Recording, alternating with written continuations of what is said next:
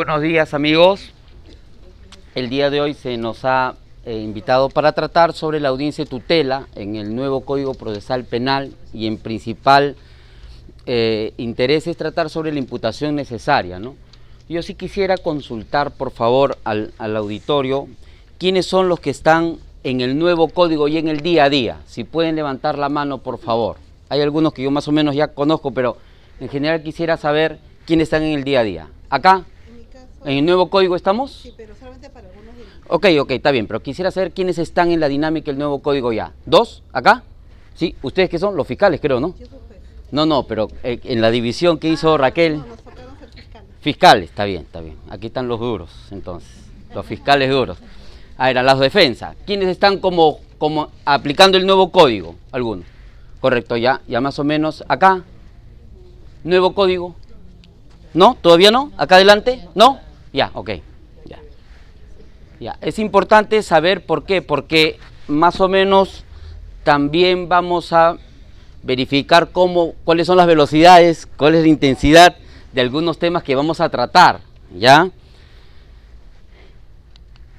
Entonces se nos ha pedido hablar de la audiencia de tutela en el nuevo Código Procesal Penal, y en específico se nos ha pedido tratar el tema de la imputación necesaria. El por qué se ha desarrollado el tema de la teoría del caso, en todos unos talleres, en todas unas capacitaciones de audiencias previas, es porque lo que se quería era de alguna manera desmitificar el hecho de que solamente la teoría del caso es cuando yo voy a ir a litigar un juicio. Y entonces, en verdad, la importancia de la teoría del caso se ve reducida al mínimo si entendemos más aún que la idea del juicio es que el juicio sea ¿cuánto en porcentaje de todos los casos? 20% aproximadamente. Si esa es la idea y a eso solamente reducimos la teoría del caso, en verdad que nos perdemos de una herramienta importante, útil, correcto, instrumental, y que permite diseñar las estrategias y que permite hacer mucho más eficiente el trabajo dentro del sistema en general para absolutamente todos los operadores, ¿no? Está de más decir de la importancia que tiene también la teoría del caso y el diseño al inicio. Algunos podrán decir, bueno, no es la teoría que esperamos ya cuando vamos a presentar el tema de juicio, pero quizás un diseño de teoría del caso como una hipótesis del caso en un inicio, ya incluso para diligencias preliminares, sí nos parece una herramienta útil que podamos estructurarla para temas de salidas alternativas y también para todo el tema de audiencias previas que vamos a hablar en toda esta semana, ¿ya? Y entonces, simplemente quisiera que nos quede claro, porque voy a coger esa herramienta y para imputación necesaria es muy importante la separación que hizo Raquel en relación al hecho y la conclusión, ¿no? Entonces, hemos estado enseñando con Raquel tras bambalinas sobre un pequeño juego, el juego del pantalón, a ver cómo sale, ¿ya? Vamos a ver si sabemos diferenciar entre hecho y conclusión, porque de eso se trata, y van a ver qué importante es este tema para la imputación necesaria, concreta, ¿correcto? Vamos a ver.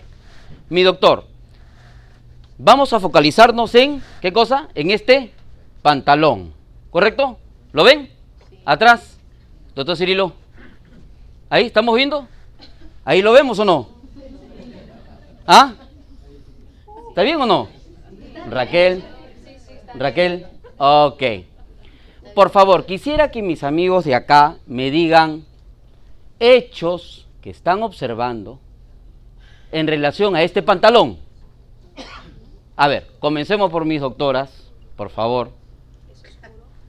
Es oscuro. A ver, ¿es oscuro? ¿Es un hecho o un juicio de valor? ¿Es una conclusión o un hecho? Es oscuro, podría ser oscuro, ¿qué? Azul, negro, ¿cierto? Entonces, si yo le digo al doctora, hagamos la imputación concreta, precisa, de repente no vaya a ser que yo esté colocando en mi hecho varios juicios de valor. ¿Me explico? Entonces sigamos el juego. Pero por favor, miren así, por favor, ligeramente, ¿ya? Por favor, no hagan miradas, ¿ah?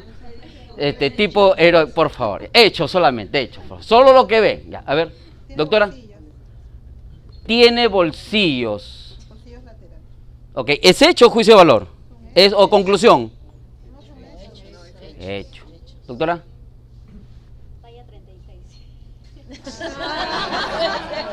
Talla 36.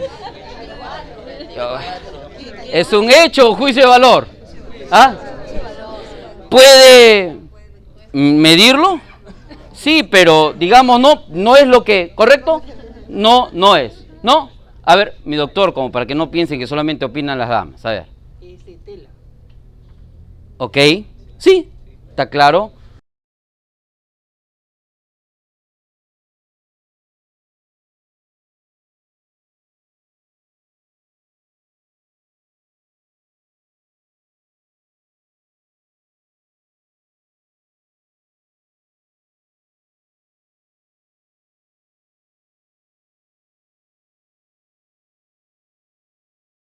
Que se nos presenta un sinnúmero de datos, pero que muchas veces lo identificamos con juicios de valor, o lo primero que se nos sale es la conclusión y la importancia de desarrollar esa capacidad. Se los digo por experiencia propia, es sumamente difícil.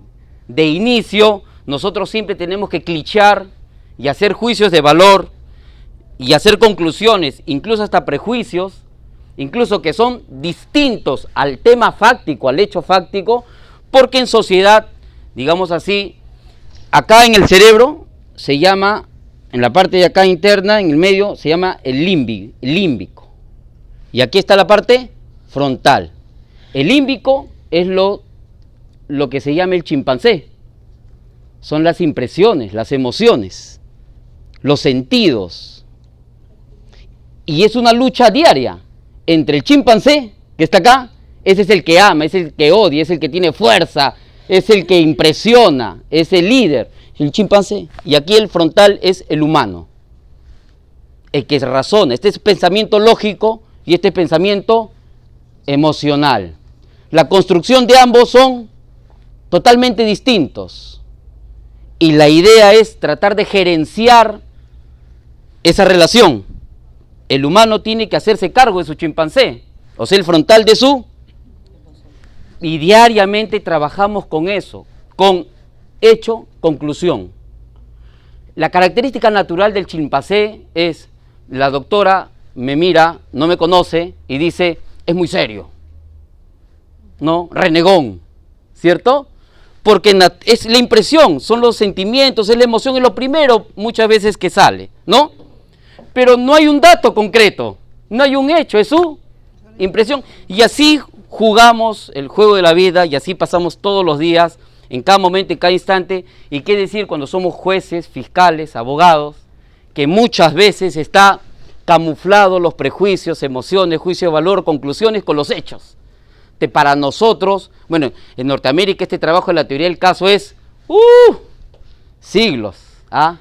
Para nosotros, que nos han venido a presentar estos diseños, que resulta ser la mejor forma, la mejor forma de cómo se cumplan nuestros contradictorios, nuestra inmediación, ¿cierto?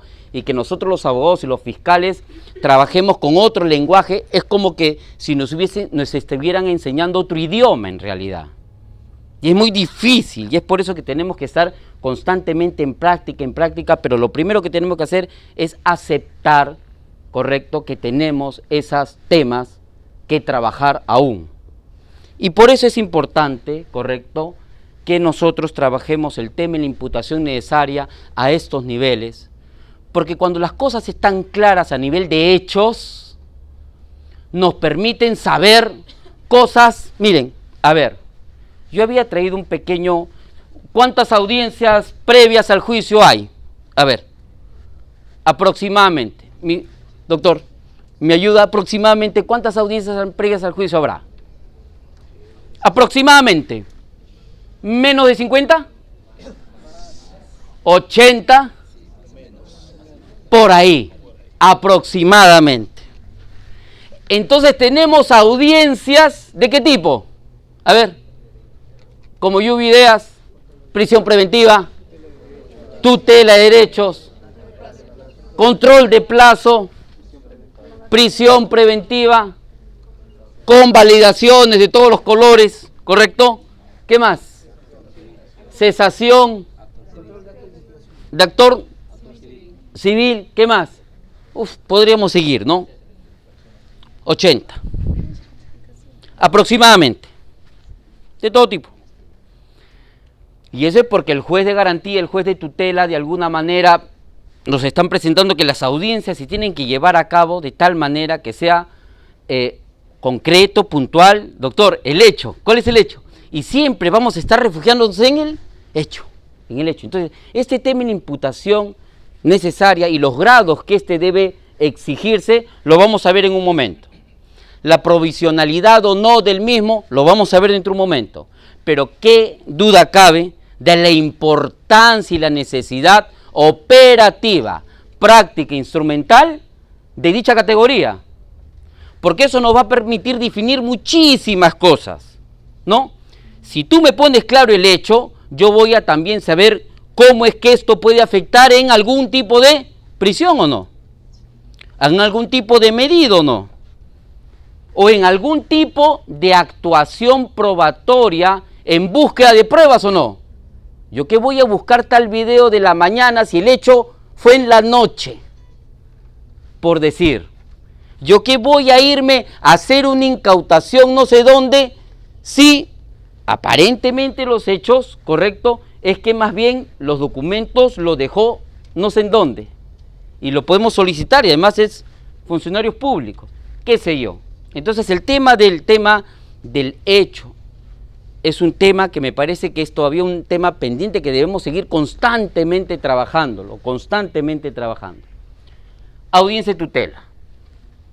La audiencia de tutela es una institución que permite, correcto, principalmente para el trabajo del imputado, de la defensa, solicitar ciertas, es una herramienta excepcional, es una herramienta que permite la protección por parte del órgano jurisdiccional de determinadas limitaciones o restricciones que se haya realizado en el trabajo fiscal, ¿correcto?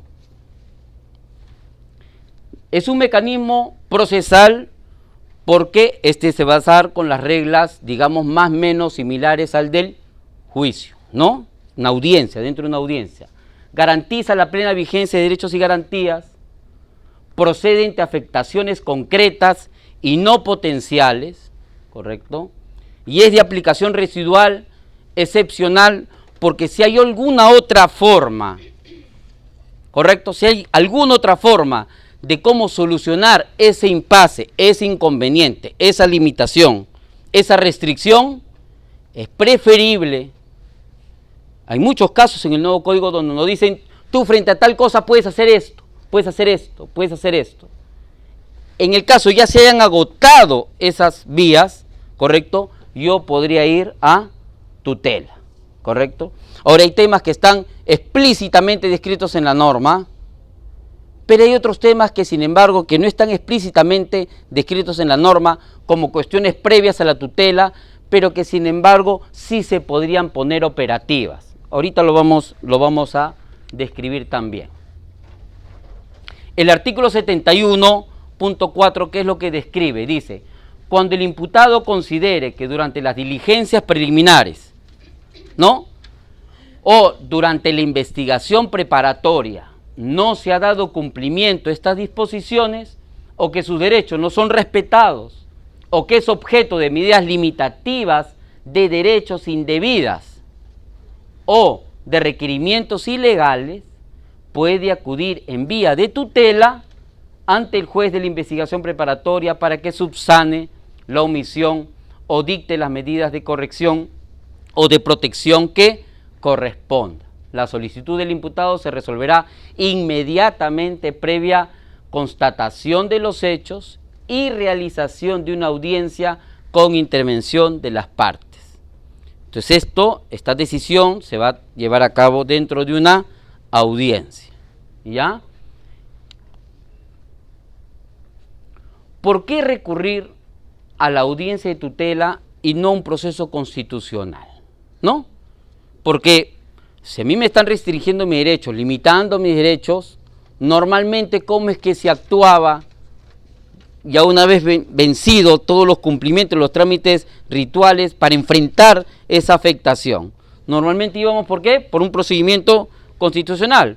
No sé si habeas corpus, no sé si acción de amparo, ¿no? Entonces, porque la audiencia de tutela es un remedio intraproceso para proteger los derechos del imputado que han sido afectados. O sea, el mismo sistema, ¿no?, dentro del mismo proceso me permite acceder al mismo. No tengo que irme fuera de. No se necesita acudir al remedio extraprocesal del habeas corpus o el amparo, ya que se cuenta con uno propio de carácter procesal penal. Es más efectivo que el proceso constitucional, más aún por la brevedad de su aplicación.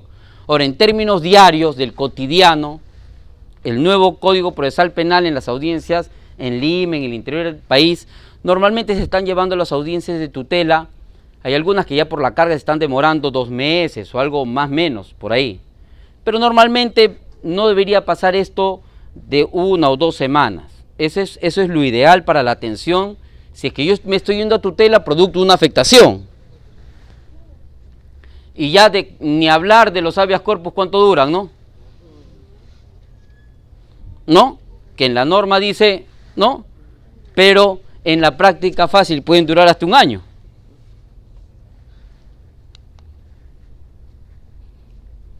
Acuerdo Plenario 4 del 2010. Aspectos esenciales de la audiencia de tutela. ¿Cuál es la finalidad de la audiencia de tutela? Se nos dice la finalidad esencial del presente mecanismo consiste en que el juez determine desde la instancia y actuación de las partes la vulneración al derecho o garantía constitucional prevista en la citada norma y realice un acto procesal dictando una medida de tutela correctiva que ponga fin al agravio, ¿correcto?, o reparadora que lo repare, por ejemplo, subsanando una omisión o una protectora. Entonces puede ser una correctiva, una reparadora, ¿correcto?, o una correctiva y una reparadora, ¿no? Entonces, muchas veces cuando se da la afectación, cuánto uno quisiera que, por ejemplo, el efecto sea principalmente, ¿correcto?, la nulidad del mismo, ¿no? La nulidad del mismo, algún otro afecto que invalide los efectos de la actuación. Se han dado muchos casos en que en efecto la tutela lo que permite simplemente es plantear de que a partir de acá, ¿correcto?, ya no se continúa con la afectación, pero no necesariamente me dice algo en relación a la afectación ya pasada, ¿correcto? Y entonces lo que hace es principalmente poner un límite, marcar un límite de continuidad de la misma, ¿no? Principales cuestionamientos a la audiencia de tutela. ¿Se puede cuestionar a través de la audiencia de tutela los requerimientos y disposiciones realizadas por el fiscal? Es una problemática que se nos ha estado presentando de manera cotidiana, ¿no?, constante, ¿no? Oigan, hay la disposición de formalización, dice A, B, C, esto me está restringiendo mis derechos, ¿no? O de repente algún tipo de disposición fiscal que precise la búsqueda y restricción de derechos.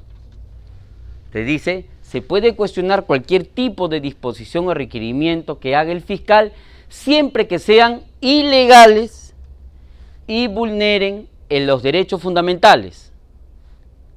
Sin embargo, no se puede cuestionar la disposición de investigación preparatoria. En líneas generales dice el acuerdo plenario que se va a poder cuestionar las disposiciones que sean ilegales, contra la ley, o las que vulneran los derechos fundamentales, y acá ya estamos hablando con actuaciones quizás de carácter, entre comillas, ilícita, ¿no? O sea, ilícita en el extremo de ya está afectando normas duras, ya de una importancia ya elevada, ya no son normas de carácter legal, sino son normas de carácter constitucional, incluso las que vulneran los derechos fundamentales. En este punto no voy a entrar a hablar si tiene que esperarse para que se vaya a tutela que lo que se afecte es el contenido esencial del derecho fundamental. No, porque cuando se habla de prueba ilícita, se habla en algunos extremos, ¿no? Que no hay todavía ilicitud si no se ha vulnerado el contenido esencial del derecho fundamental. Para el acuerdo plenario dice, bastará con que se afecte el derecho fundamental, no necesariamente su contenido esencial. Y desde esa perspectiva, correcto, se permite el acogimiento y la tutela y entrar a diseñar una reparación para el caso concreto. Dice, sin embargo, no se puede cuestionar la disposición de investigación preparatoria porque supuestamente es el marco de imputación dentro del cual se va a iniciar, se va a dirigir todo el proceso penal, ¿no? Ya, sobre este punto también ha existido alguna evolución, dice. Está obligado el juez de la investigación preparatoria a convocar una audiencia de tutela en todos los casos, que es lo que nos dice el fundamento 14, dice el juez no está obligado a convocar la audiencia de tutela cuando la realización de la audiencia implique que la presunta agresión del derecho fundamental devenga irreparable. Entonces, bajo esa lógica, sin necesidad de audiencia, ¿podría emitir un pronunciamiento? Si espera hasta la audiencia y lo hace irreparable, y entonces podría decidir antes de audiencia. Esa es una alternativa. La segunda es cuando se aprecie y manifieste intención del imputado o de su abogado defensor en obstruir la investigación en vez de debatir sobre la existencia de un agravio de derechos. Y simplemente se utiliza como una especie de impugnación, ¿no? O como una especie de reexamen o algo por el estilo, pero acá en este segundo aspecto lo que se resalta, doctores, lo que se resalta es el ánimo, entre comillas, doloso de la defensa. Si es que la defensa lo instrumentaliza con la manifiesta intención de obstruir la investigación, ¿no? ¿En qué casos más o menos nos podemos imaginar, de que puede ser un ánimo así? A ver, pongamos que yo planteo mi audiencia de tutela, pero no expreso mis agravios, o no expreso qué cosas me están restringiendo. Por ende, eso me permite inferir que él se está planteando con un ánimo de obstruir la investigación.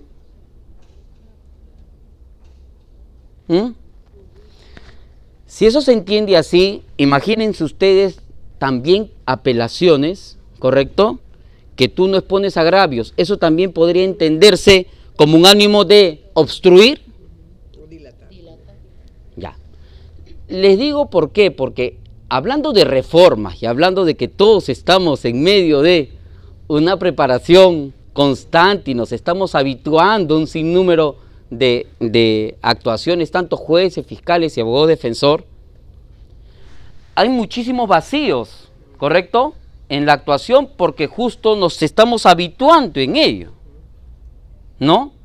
Jueces, fiscales, abogados defensores, por falta de capacitación, en muchos de los casos, hay errores, hay afectaciones, ¿no? Hay no precisiones en muchas peticiones. La pregunta es si eso, solo por ello, se va a poder entender que existe una manifiesta intención de obstruir en la investigación. Yo no sé si a través de la audiencia de tutela lo que quiere es que no se realicen algunas actuaciones probatorias y lo hace con algunos argumentos, correcto, que no tienen que ver con la legalidad o con la razonabilidad de la medida, ¿no? Entonces habría que verificar en qué casos nosotros podemos encontrar ese, entre comillas, dolo, ese querer obstruir o querer dificultar la investigación, ¿correcto?, a diferencia de otros. Otros tantos serán los casos en los cuales yo estoy cuestionando algo que ya se realizó, a los casos que se vayan a realizar. ¿En qué medida uno va a poder ser entendido de mejor manera en obstruir los actos de investigación, ¿no? Esto me suena más o menos como los casos en los cuales dice, acá hay entorpecimiento de la actividad, va a existir entorpecimiento de la actividad probatoria en los peritos, pero el perito ya declaró, el perito ya hizo tal cosa, ¿no? Va a obstruir en el esto. Oye, pero hay colaboraciones eficaces, le ha puesto código, clave y todo. ¿A quién voy a obstruir si todos están en secreto? Por decirle de alguna manera, ¿no? Entonces habría que identificar bien este segundo aspecto para, en efecto, que no se cometan también determinados abusos, ¿no? Y el tercero, correcto, ese es el segundo. A ver, avancemos. Dice, puede a través de la audiencia de tutela cuestionarse la legalidad de los actos de la investigación realizadas por el fiscal. Dice el fundamento 14, en efecto, mediante la audiencia de tutela de derechos, sí se puede cuestionar los actos de investigación, siempre y cuando estos vulneren derechos fundamentales que se encuentran recogidos en el artículo 71, y hay una especie de números clausus ahí, ¿no? Hay casos en concreto, específicos, que son los que a su vulneración se podría atender la audiencia de tutela. ¿Quién tiene un nuevo Código Procesal Penal? A ver, doctor, ¿el artículo 71 lo podemos ubicar? Sí, artículo 71. Sí. ¿Tienen por acá código? ¿Por acá? ¿Tenemos código? ¿No? ¿Nadie? 2 puntos menos, ¿ah? 2 puntos menos. A ver, mi doctor. Ya, artículo 71. Ya, escuchen. Artículo 71, derechos del imputado. 1. El imputado puede hacer valer por sí mismo o a través de su abogado defensor los derechos que la Constitución y las leyes le conceden, desde el inicio de las primeras diligencias de investigación hasta la culminación del proceso. 2. El juez, los fiscales o la Policía Nacional deben hacer saber al imputado de manera inmediata y comprensible que tiene derecho a conocer los cargos formulados en su contra y, en caso de detención, a que se le exprese la causa o motivo de dicha medida, entregándole la orden de detención girada en su contra, cuando corresponda. B. Designar a la persona o institución a la que debe comunicarse su detención y que dicha comunicación se haga en forma inmediata. C. Ser asistido desde los actos iniciales de investigación por un abogado defensor. D. Abstenerse de declarar. Ok, ahí nomás, doctor. Muchísimas gracias. Entonces se dan cuenta que está descrito de manera explícita y taxativa en el nuevo Código Procesal Penal, ¿correcto? Y miren, comienza con conocer los cargos formulados en su contra. O sea, el tema del tener la claridad en relación a la imputación es un tema crucial para poder diseñar el tema de la estrategia de la defensa. Y está colocado y catalogado dentro de los aspectos de los derechos, ¿correcto? De los derechos que le asiste al imputado, ¿correcto? Y los que van a ser tutelados. Entonces puede a través de la audiencia de tutela solicitar la exclusión de material ilegalmente obtenido, ¿no? Eso, digamos, si bien es cierto que podría ser tratado en un tema específico de prueba ilícita, me parece importante porque para el tema de la legalidad o ilegalidad en la obtención de la prueba, el nuevo Código Procesal Penal ha diseñado etapas muy precisas y muy concretas, ¿no? Para poder decir, hasta acá tú llegaste, ya de acá no puedes pasar. Y eso más o menos ha sido, ¿cuál? La etapa intermedia, donde solamente se debe permitir el pase de prueba legal, pertinente, ¿no? Conducente, etcétera, ¿no? Es ese hasta ahí. Pero la pregunta es si desde momentos antes yo puedo discutir esta materia. ¿Qué es lo que dice el artículo 8? Dice, si dado que no existe un procedimiento para, dice, la posibilidad de excluir el material probatorio ilegal proviene del principio de legitimidad de la prueba, ¿no? Y dado que no existe un procedimiento específico para ello, hay una etapa, pero no un procedimiento, quizás la tutela podría ser una buena herramienta para atenderlo, ¿no? ¿Qué es lo que dice el acuerdo plenario número 2-2012 en relación a la imputación suficiente? Hay un previo, ¿no? ¿Cuáles son los cuál es el marco constitucional o legal en relación a la imputación necesaria, ¿no? No está reconocido expresamente en la Constitución política, pero está claro que se deriva del principio de legalidad, ¿no?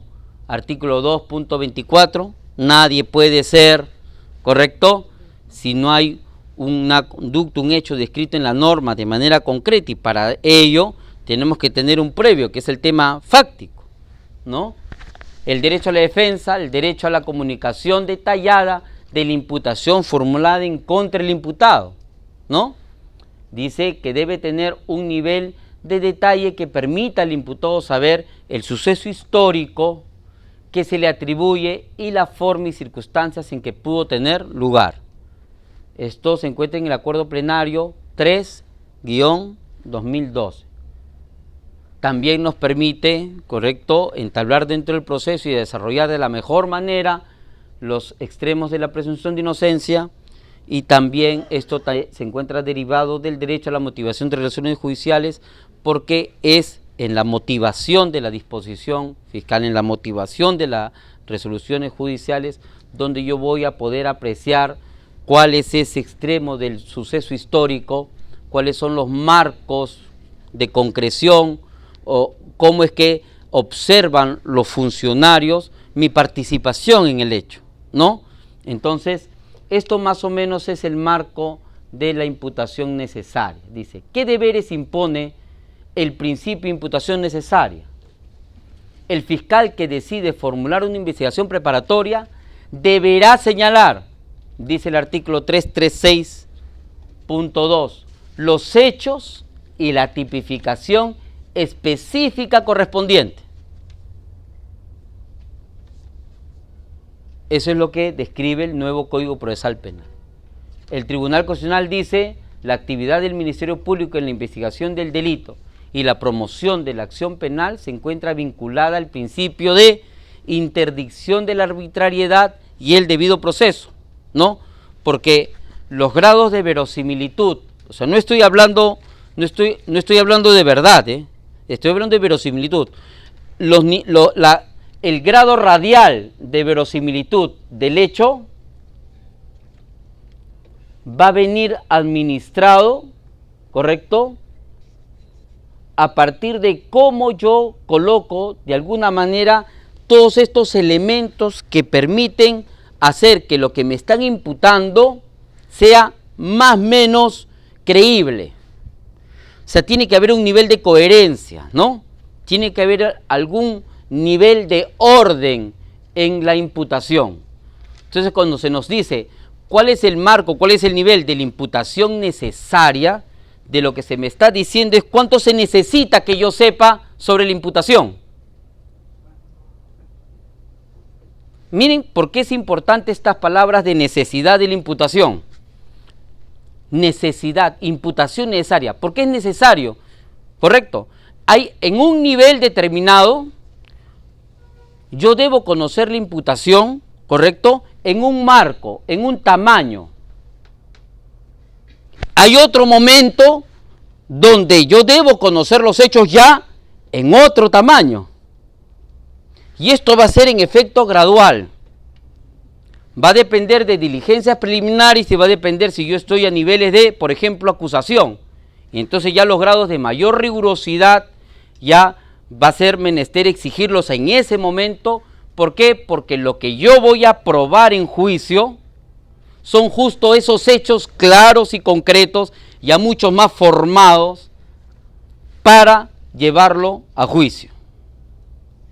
¿Y esto por qué es importante el tema de la necesaria imputación? Necesidad de la imputación y cuánto de imputación es necesario que yo sepa. Miren, yo no sé si estoy hablando un poco de filosofía, pero me gustaría ponerles una analogía. ¿Se acuerdan por qué se dieron las cruzadas? Porque ¿quién tenía la verdad? ¿Los cristianos o los musulmanes? Ambos. ¿Y cuántos años fueron las cruzadas? ¿cuánto de tamaño de verdad necesitan? Necesitaban o querían. Cuando hablamos de un proceso penal y estamos hablando de un tema más o menos evolutivo o radial de la búsqueda de la verdad, ¿correcto? La Suprema, por ejemplo, tiene resoluciones que llegan a hablar ya no de verdad, y en el nuevo Código Procesal Penal hay muy pocos momentos donde se utiliza la palabra verdad. La jurisprudencia prefiere hablar de verosimilitud, fiabilidad, atendibilidad, razonabilidad,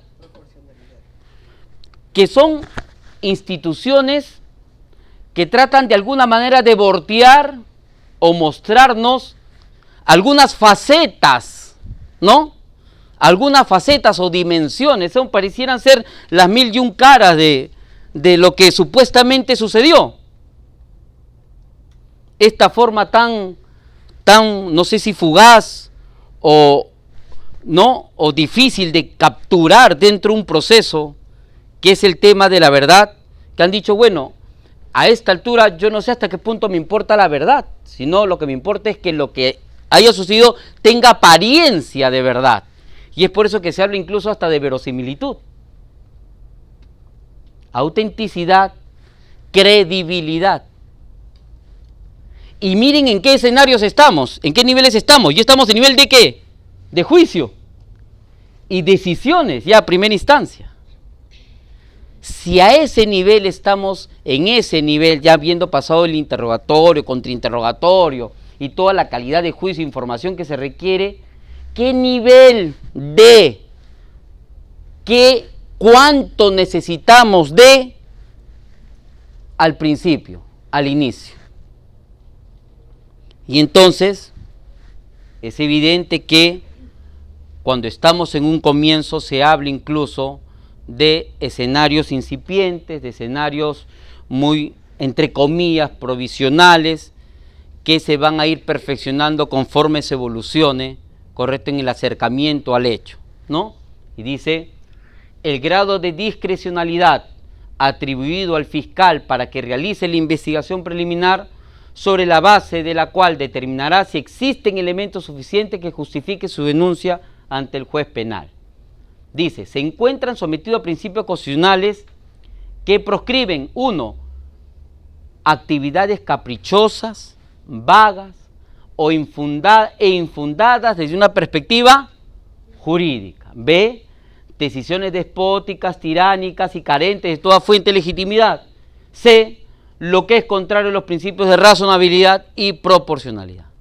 Entonces, todos estos aspectos, dice, actividades caprichosas, vagas, infundadas, de una perspectiva jurídica, entonces, tiene que ver con cuánto necesita esta persona que estamos imputando, ¿correcto?, para él saber cómo va a jugar esto, las reglas del juego, de la investigación o del juicio.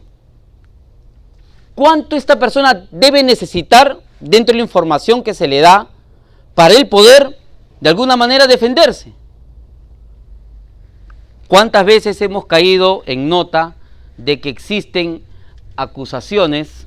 Miren lo que estoy diciendo, es un poquito grueso, acusaciones que gracias a Dios ya poco a poco se están mejorando, pero por lo menos cuando se iniciaba el sistema anticorrupción, me acuerdo muy bien cómo antes incluso de ingresar a juicio, se puso ya en práctica, ¿no?, la etapa intermedia jurisprudencial, llamémosle así, ¿no? Y se devolvía para corregir, ¿no?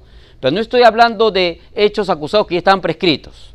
Estoy hablando, por ejemplo, de los hechos que se le imputaba a 20 personas, a 15, a 10 personas o a 5 personas en un párrafo, por ejemplo. Y entonces decía, bueno, hay que precisar que ¿cuál es la imputación? A esta persona, a esta persona, a esta persona y a esta persona. Entonces, ¿cuánto necesita saber esa persona? A ese nivel, miren, ya estábamos en acusación, ¿no? Pero a este nivel, en la fase de diligencias preliminares o en la fase de investigación preparatoria, para que él pueda defenderse a ese nivel. Si tú dices que él ha hecho lo del otro, si tú dices que los 5, los 10 han hecho todos esto, entonces el diseño y la estrategia de la defensa, porque la investigación preparatoria también ha sido diseñada ¿para qué? ¿Para solamente investigar el delito? No, sino para la defensa. Y además, el título preliminar del nuevo Código Procesal Penal dice que el fiscal también debe ¿qué? Recopilar elementos de ¿qué? De inocencia. Y también nos hablan del principio de ¿qué? De objetividad, ¿no? Escúchenme, amigos. Esto, el de la imputación, no es un tema de defensa, o sea, ¿cómo les digo? No es un tema que le importe a la defensa o que solo le sirva a la defensa. Me parece que debemos pensar el tema de la imputación en un tema que es muy útil, muy operativo y muy práctico para la Fiscalía. Estos son todos los elementos de prueba. Pero estos son los de cargo y estos son los de descargo. Los de cargo, vengan los 6 para argumentar, hecho más conclusión, ¿cierto? Para argumentar lo que tengo que hacer. Estos son los de descargo, no lo miro. No lo menciono. Si hago esto y más o menos lo miro mitad de cuerpo nada más, o miro la cuarta parte de esto, ¿qué es lo que se me viene luego con este análisis, entre comillas, parcial del otro margen? ¿Qué pasa cuando no miro el todo? ¿O qué pasa cuando el hecho lo miro partido? ¿O no lo coloco tal cual, más o menos? ¿Correcto? Tal cual. ¿Qué pasa? Es posible que yo avance, ¿correcto? Y se va a caer. Escúcheme, no va a poder investigar y producir prueba que de repente deba desvirtuar esto, lo que estoy viendo para el lado de la inocencia. De repente me voy con mis suficientes elementos para pedir mi prisión preventiva o mi detención preliminar solamente con esto. ¿Y esto? Porque va a necesitar una convalidación. O va a estar ahí la defensa en plena audiencia. Entonces ya incluso ya no es útil, ya no es práctico. Yo no sé si sirve de que las nuevas modificatorias de criminalidad organizada, ¿no?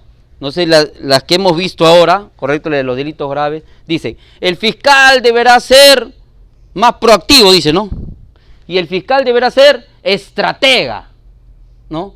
Pregunta, ¿es estratégico solamente atender esto y no esto? No es estratégico. Me parece que no es tan operativo y no es tan instrumental para el fiscal como diseño de trabajo fiscal, incluso. Y entonces ya no es un rollo, ya no es un tema que solamente importe a la defensa. Importa al sistema como sistema. El nuevo Código Procesal Penal, donde hemos escuchado aproximadamente 80 audiencias, ¿no? ¿No? Ya, ok. ¿Ustedes se imaginan, nuevo Código Procesal Penal vigente para todos los delitos, que si yo sigo manejando este hábito, porque principalmente es un hábito, al igual como el tema de la reserva, ¿se acuerdan cuando se iba a acceder al expediente y decían no lo puede ver la defensa? ¿Por qué? Porque es reservado. Ay, qué piña, ya vino este abogado, ahora va a comenzar a mentir el imputado. ¿No? Porque hasta que entre la defensa, decía verdad, ¿cierto? Vino la defensa y no sé cómo cambió las cosas. Pero muchas de esas cosas pueden ser, hasta cierto punto, prejuicios, porque al atender toda esta situación nos va a afinar mucho más mi tema estratégico. Ya veré si me voy por una simplificación, ya veré si tengo que recopilar para afiatar más cosas, porque me está mostrando algunos elementos que me están mostrando la debilidad en mi caso, y así avanzar de mejor manera. ¿Desde qué etapa es exigible el principio de imputación necesaria? Al formalizar la investigación preparatoria, ¿no? Me parece que la imputación necesaria ya es un momento de vigencia un poco mayor, porque además viene aparejado de mis prisiones o de mis medidas coercitivas, ¿no? Entonces su exigencia ya se hace ya formal, mucho más rigurosa, ¿no? Es más, porque las diligencias preliminares se entiende que son para estas actuaciones irreproducibles, urgentes y necesarias, ¿no? Esa es más o menos la idea con la que se ha concebido este tema de las diligencias preliminares, ¿no? Sin hablar del tema de los plazos, que ya habrá oportunidad en la cuarta, quinta sesión de esos 120, 180 o no sé cuántos días para las diligencias preliminares, que no sé hasta qué punto nos va a ayudar a afinar y agudizar nuestras 24 o 48 horas para la búsqueda de prueba, ¿correcto? O nos va a distender a, como aquel futbolista un poco engreído, que le ponen césped, le compran su rodillera, le compran su zapatilla y le dicen, tienes para entrenar 2 años, ¿no? Y yo no sé estos niveles de control, ¿correcto?, cómo van a ir yendo cuando los plazos son tan extensos también. Y muchas veces inician las diligencias preliminares, ¿correcto?, con citaciones de A, B, C persona y ningún acto en concreto de las 24 horas y 48 horas. O sea, eso que quiso el nuevo Código Procesal Penal, de las cosas irrepetibles, acceder a prueba preconstituida, ¿no? Cosas rápidas, urgentes, necesarias, que van a permitir afiatar y resguardar esas 24 clásicas o 48 horas clásicas del delito. ¿Cómo es que este tema de los tiempos y los plazos puede de alguna manera jugarnos una mala pasada luego y luego nos puede pasar factura, ¿cierto? Porque lo que nos estamos habituando a una exigencia, ¿no?, incluso para niveles de estrategia, una habituación mucho mejor en los tiempos, ¿cómo es que esto puede incluso ser perjudicial en algún momento? Nada más lo pongo como tópico. Al solicitar la prisión preventiva se requiere que existan fundados y graves elementos de convicción para estimar razonablemente la comisión de un delito, dice, ¿no? Entonces ya los grados de imputación acá ya están mucho más serios. Al acusar, al sentenciar, obviamente, y esta es una especie de evolución de cómo ya la graduación del hecho, el perfeccionamiento del hecho, ¿correcto?, que si bien es cierto es inmutable, pero se va perfeccionando y se va agregando para entenderlo de mejor manera, ¿no? De hora, tiempo, día, noche, vestimenta, ya comienza a tener color, ya comienza a tener sudor, ya comienza a respirar, ya tiene vida, y ya en la acusación tiene que ser algo, pues, definitivamente muchísimo más clara, ¿no?, como enfocado e iluminado, ¿no? ¿Qué exige el principio de imputación necesaria? La existencia de un hecho concreto y específico o la apariencia de verosímil del mismo, ¿no? Tenga algún nivel de coherencia, alguna apariencia de verdad en el mismo. Errores o deficiencias más frecuentes, ¿cuáles son? ¿No? Hay afirmaciones, dice, la existencia de un hecho concreto. Bueno, el hecho puede ser no concreto, o puede ser no corroborado, o puede ser un hecho insuficiente, o quizás un no hecho, ¿no? Quizás puede ser un juicio de valor. Se me antoja decir que no es un hecho, es una conclusión.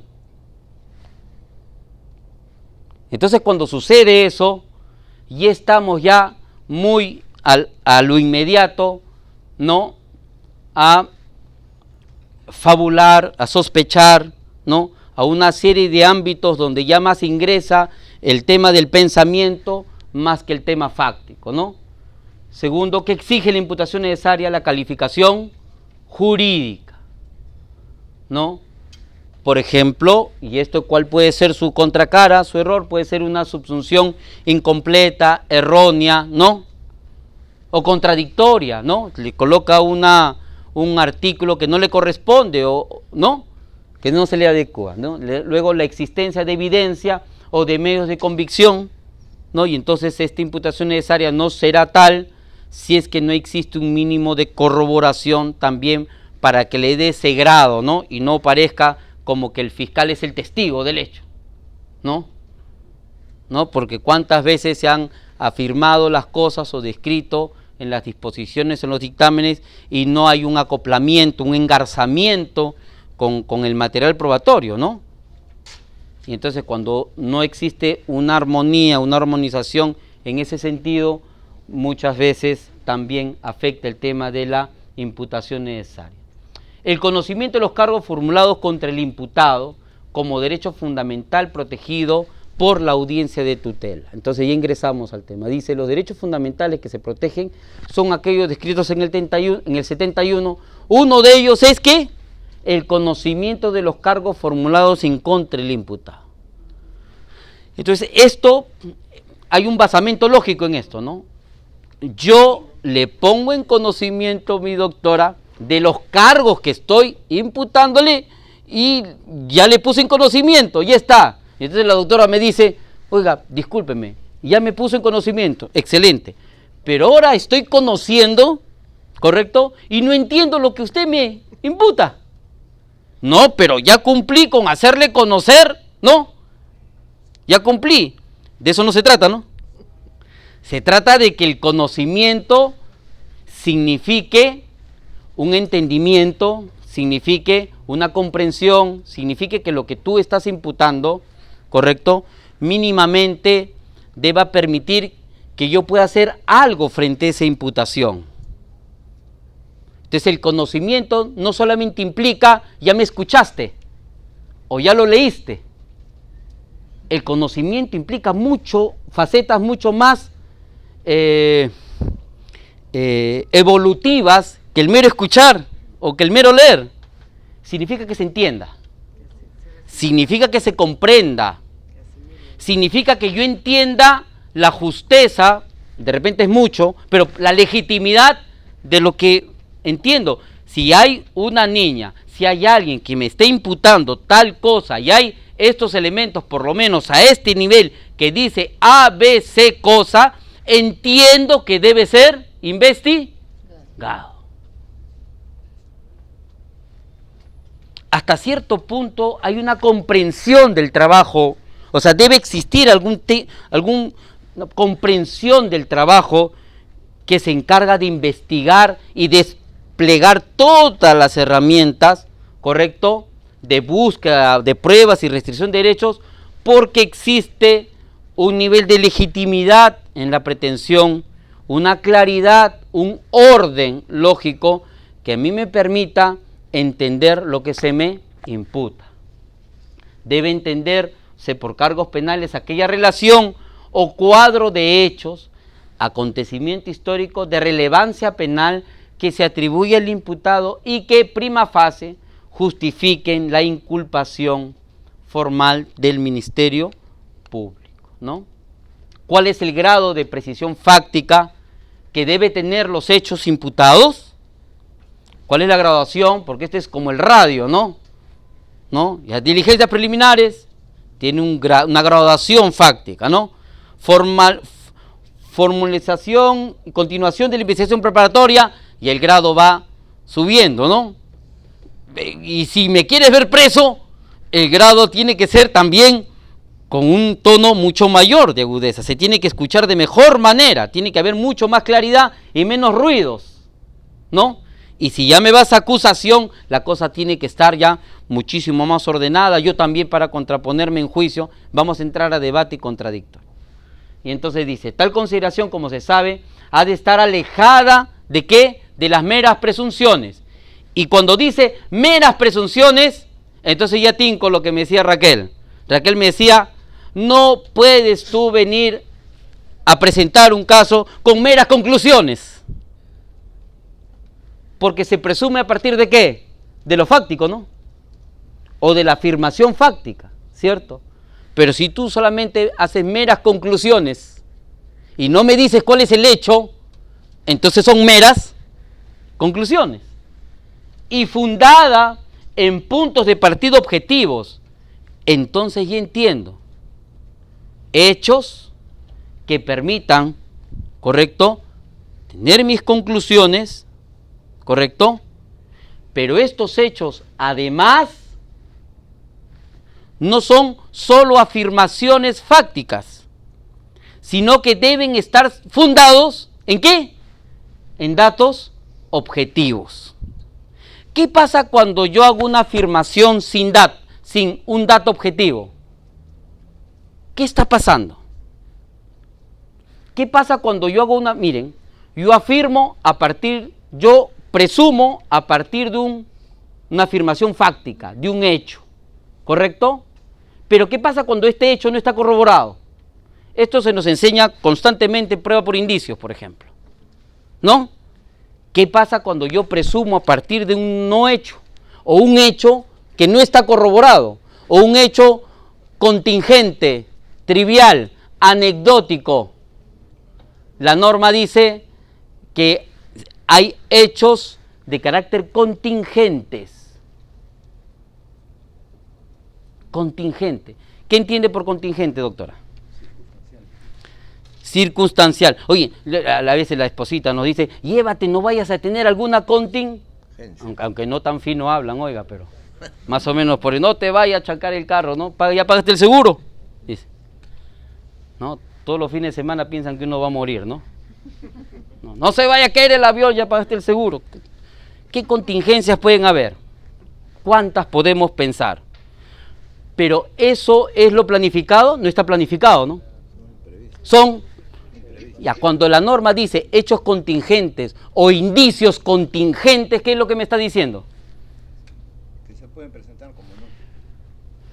Bueno, doctor, justo usted estuvo en la hora, en el lugar y usted es el AC. Bueno, pero yo estoy acá porque, no sé, pues una hora antes terminó Barroli. Y yo estoy acá, pero yo no quise estar acá, yo estoy en la tienda y yo no quería estar en la discoteca gay, pero no sé cómo sucedió, pero la cuestión es que esté en la hora, en el momento y en el día, y suceden estas cuestiones, por eso es que le dicen contingentes. Y va a estar acreditado, porque puede estar acreditado y encima con foto. Con foto, doctora. Ok. Entonces, lo cierto es que sí, tal como se sabe, no solamente las meras presunciones, no solo conclusiones, y fundada en puntos de partida objetivos, ¿correcto? Tiene que haber un dato contrastable, ¿correcto? Y existe un hecho de apariencia delictible, perseguible, presupuestos jurídicos materiales atribuibles a uno y a varias personas con un nivel de individualización razonable y riguroso, ¿no? Que tenga un orden lógico, una coherencia, ¿no?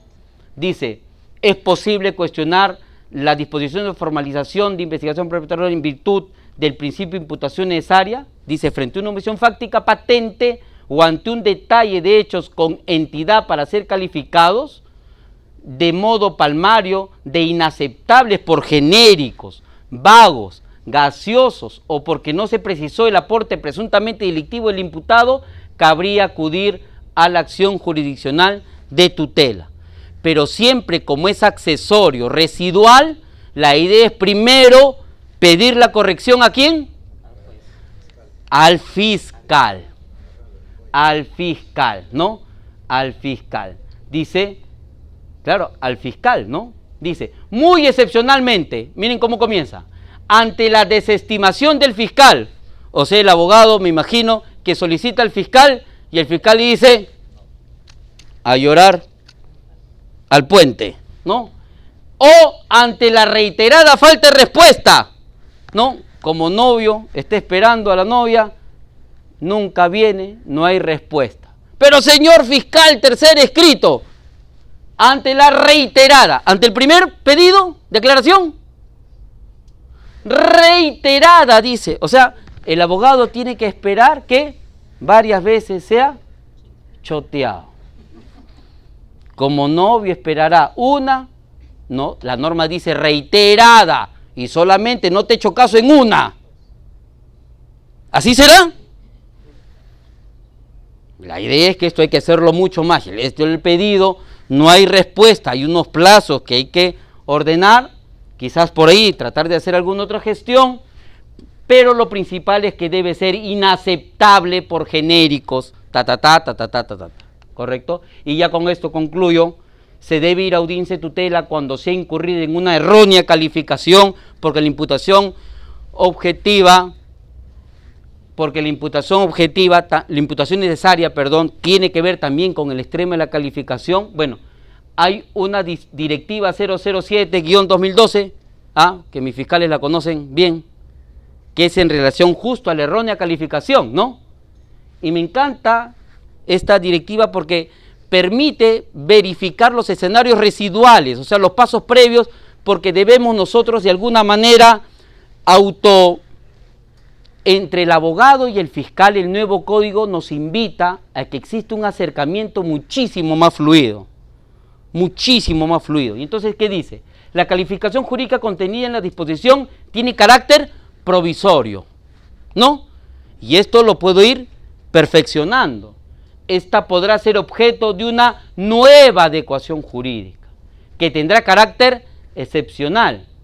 El fiscal que decida readecuar los hechos a un tipo penal distinto que el señalado en la disposición, deberá expedir una disposición en la que explicará las razones que justifiquen al cambio.